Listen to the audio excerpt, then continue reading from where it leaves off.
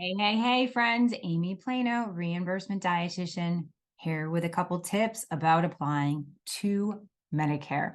Let's talk Medicare. I have a really good blog on my website, reimbursementdietitian.com, that talks about all of my personal pros for accepting Medicare in my practice. So I've been a Medicare provider since 2007, and just wanted to talk about actually three applications you will need to attack like a beast if you are going to enroll with Medicare, which I hope you will. So first things first, you're going to do the 855I. The I stands for the individual application. If at some point in your career, somebody has credentialed you. So for example, I worked at Yale for 7 years before going full throttle into my private practice.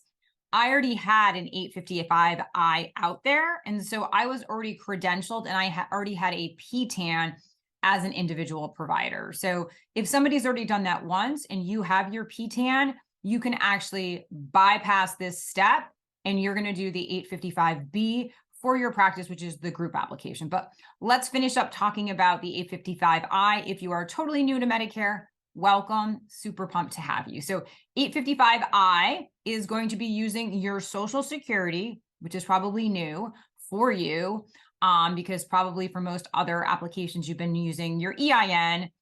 So you're going to use your Social Security and then you're going to use your legal name, right?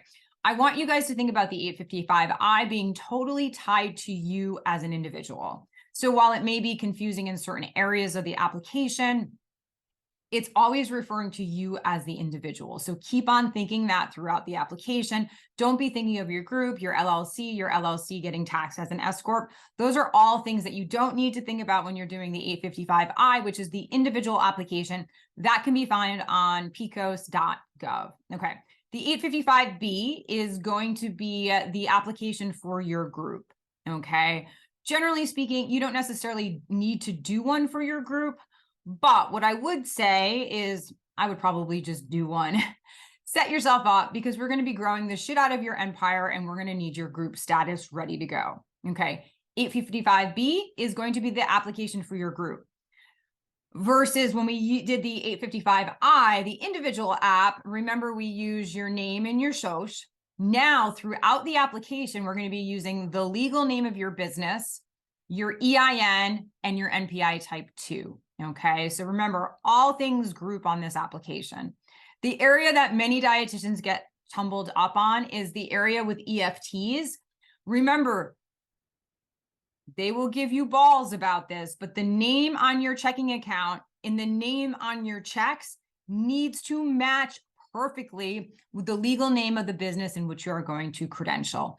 In the event that they don't line up and they're not synonymous, then Medicare will make you go to your bank and they will make you make sure that you need to get a letter kind of supporting that you are the same person. So if you are a millennial and you don't have checks, if you are applying to Medicare, you do need checks, and it's more than likely you're going to need a physical bank. I know a lot of people use Novos or Axos online.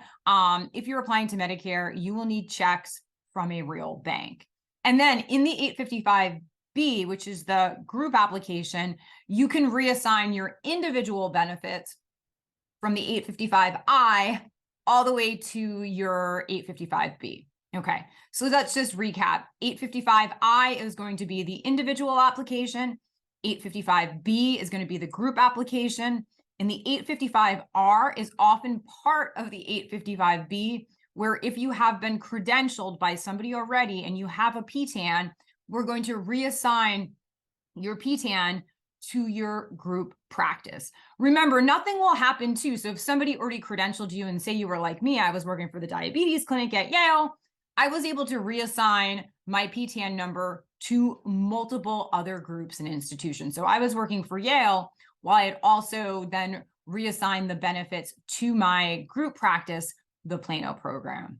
Okay, so I'm going to shut up because that's a lot of information. But like I said, go to my blog, check out my video on becoming a Medicare provider. If you are on board, which I hope you are, definitely consider applying to my group coaching program, because if these applications make your head want to explode, We literally walk you step by step through the process of applying to Medicare. We have office hours. We have a closed Facebook group, so we can help you get through that application. Like I said, don't let that application stop you from accepting Medicare patients, because Medicare patients are amazing and they are a great population to serve. So thanks for listening. I'm Amy Plano, the reimbursement dietitian. I help dietitians get credentialed, bill the shit out of insurance, and make the money they deserve.